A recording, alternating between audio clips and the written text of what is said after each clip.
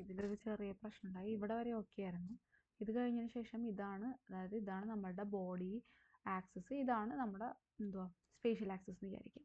അപ്പോൾ നമ്മളിനി ഒബ്സർവ് ചെയ്യാൻ പോകുന്ന സാധനം എങ്ങനെയാണ്, നമുക്ക് ഈ കിട്ടിയിരിക്കുന്ന എല്ലാ തിയറി നമ്മുടെ ഒബ്സർവേഷനായിട്ട് എങ്ങനെ കണക്ട് ചെയ്യുന്നത് നോക്കുന്നത്. അപ്പോൾ ബോഡി ആക്സിസ് വിൽ ബി അതായത് ഇവിടുത്തെ നമുക്ക് മാക്സിമം കിട്ടുന്നതെന്ന് പറഞ്ഞാൽ ബോഡി ഫിക്സ്ഡ് ആക്സിസും സ്പേസ് ഫിക്സ്ഡ് ആക്സിസും അലൈൻ ചെയ്യുമ്പോഴാണ്. ഇത് രണ്ടും അലൈൻ ചെയ്യുന്ന സമയത്താണ് നമുക്ക് മാക്സിമം ഒബ്സർവേഷനിൽ കിട്ടുന്നത്.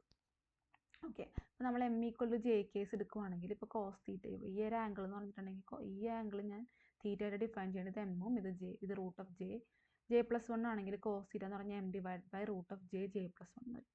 അങ്ങനെ കോസ് തീറ്റ മാക്സ് എന്ന് പറഞ്ഞാൽ മാക്സിമം കോസ് തീറ്റ എന്ന് പറഞ്ഞിട്ടുണ്ടെങ്കിൽ മാക്സിമം വാല്യൂ ഓഫ് ഇതായിരിക്കുള്ളൂ.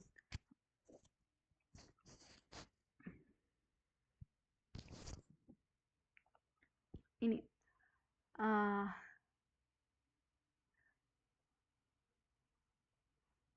ഓക്കെ, അപ്പോൾ ഇത് ഇത്ര കിട്ടി, നമുക്ക് മാക്സിമം വാല്യൂ വരണം.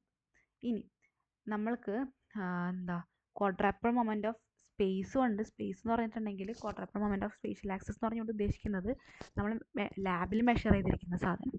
ക്വാഡ്രാപ്പർ മൊമെന്റ് ഓഫ് ബോഡി എന്ന് ഉദ്ദേശിച്ചിരിക്കുന്നത് അതിൽ ഓൾറെഡി ബിൽട്ടിൻ ആയിട്ട് ഇൻട്രൻസിക് ആയിട്ട് ഉണ്ടാകുന്ന ക്വാഡ്രാപ്പർ മൊമെന്റ്. ഇവർ രണ്ടുപേരും തമ്മിലുള്ള റിലേഷനാണ് നമ്മൾ കണ്ടുപിടിക്കുന്നത്.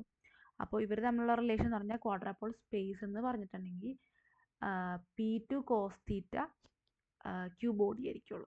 സ്പേസ് എന്ന് പറഞ്ഞാൽ നമ്മൾ ഈ കാണുന്ന ഈ ആവറേജ് ആണ് ആക്ച്വലി ക്വാഡ്രാപ്പർ സ്പേസ് എന്ന് പറഞ്ഞ് ഉദ്ദേശിക്കുന്നത്. അപ്പോൾ നമ്മൾ ആവറേജ് കിട്ടുന്നത് ആണ്, അല്ലെങ്കിൽ പ്രൊജക്ഷൻ എന്ന് പറഞ്ഞ സാധനങ്ങളായിരിക്കും നമ്മൾ കിട്ടുന്ന സാധനം, നമ്മൾ ഒബ്സർവ് ചെയ്യാൻ പറ്റുന്നത്. ഇത് നമുക്ക് അല്ലാതെ ഇൻട്രൻസിക്കിൽ ഉള്ളതാണ്. ഇതാണ് ഇൻട്രൻസിക് സാധനം ഇതിൻ്റെ.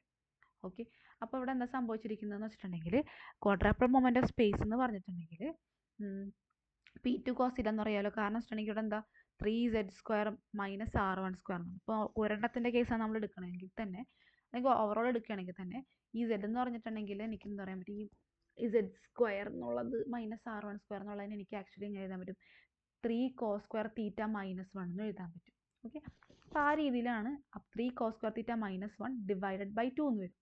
ഡിവൈഡഡ് ബൈ 2 എന്നുള്ളതാണ് എന്താ നമ്മുടെ ലെജൻഡറി പോളിനോമിയൽ സെക്കൻഡ് L=2ൻ്റെ കേസ്. അപ്പോൾ എനിക്ക് അതിനെ സബ്സ്റ്റിറ്റ്യൂട്ട് ചെയ്യാൻ പറ്റും P2 കോസ് തീറ്റ എന്ന് പറയും. അപ്പോൾ ഇഫ് ദ തീറ്റ ഇസ് 0 ആകുന്ന കേസ് ആണെങ്കിൽ, ഓക്കെ, ആ സമയത്ത് ഇവിടെ എന്ത് പറ്റും, ഞാൻ എക്സ്പാൻഡ് ചെയ്ത് എഴുതി വെച്ചിരിക്കുന്നത് ക്യൂ സ്പേസ് ക്യൂ ബോഡി ആവും. ആ സമയം m=j കേസ് ആണെങ്കിൽ, ഇപ്പം എൻ്റെ ഈ കേസിൽ m j ആണെങ്കിൽ, അതായത് for maximum projection or observation നമ്മൾക്ക് m എന്ന് പറയുന്ന സാധനം j ആയിരിക്കണം. j -j2 + j ആണെങ്കിൽ j ആയിരിക്കണം. സബ്സ്റ്റിറ്റ്യൂട്ട് ചെയ്ത് കൊടുത്ത് എന്നിട്ട് അതിൻ്റെ സ്ക്വയർ എടുത്തു. സ്ക്വയർ എടുത്ത് കഴിയുമ്പോൾ എനിക്ക് ഇങ്ങനെ കിട്ടി. എന്തിനാണ് സ്ക്വയർ എടുത്തിരിക്കുന്നത്?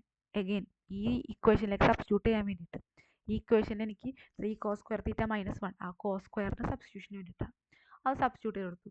ഇനി അത് വെച്ചിട്ട് നമുക്ക് ഇങ്ങനെ ഒരു എക്സ്പ്രഷൻ കിട്ടി. ഇനി j ലാർജ് ആവുന്ന സമയത്ത് മാത്രമാണ് ക്യൂ സ്പേസ് =ക്യൂ ബോഡി ആവുന്ന, j സ്മോൾ ആവുന്ന കേസ് രണ്ടും സെയിം ആവത്തില്ല, ചെറുതായിട്ടൊരു വ്യത്യാസം ഉണ്ടാവും. അതാണ് ഇൻ ജനറലി ഈ ക്വാഡ്രാപ്പർ മൊമെന്റിൻ്റെ ഐഡിയയിലുള്ളത് മൊത്തത്തിൽ.